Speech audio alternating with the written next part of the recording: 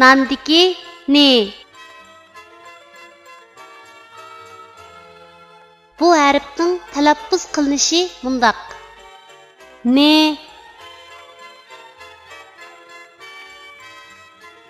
Endi bu harfni o'z ichiga olgan misollarni ko'rib o'tamiz. Nening beshidan ulinadigan shakli. Misol nag'ra. Nening bosh va oyog'idan ulinadigan shakli. Misol kipinak.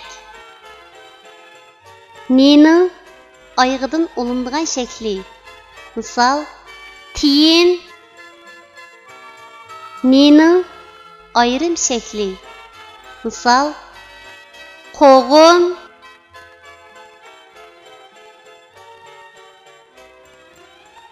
Tuanda biz rasmga birlashtirib, yuqorida o'rganib o'tgan harfning to'g'ri yozilish tartibini mashq qilib o'tamiz. Nag'ra ni harfining beshidan ulinib keladigan shaklning yozilish tartibi.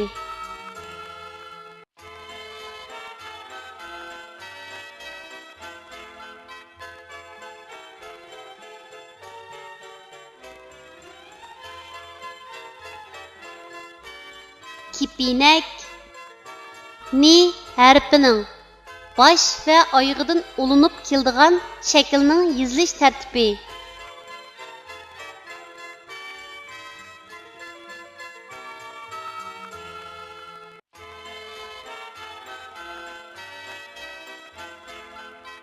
Tiyin ni harfining oyog'idan ulinib keladigan shaklning yozilish tartibi.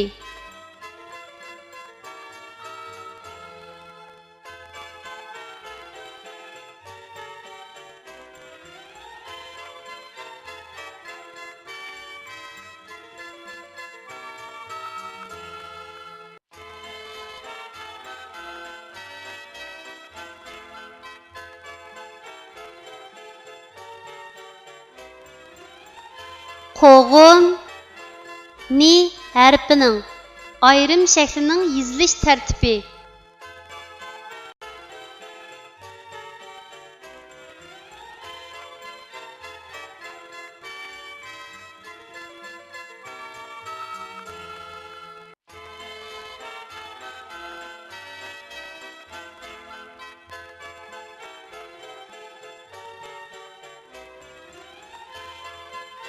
Kichik do'stlar, tuvandagi so'zlarni menga aytib o'qinglar.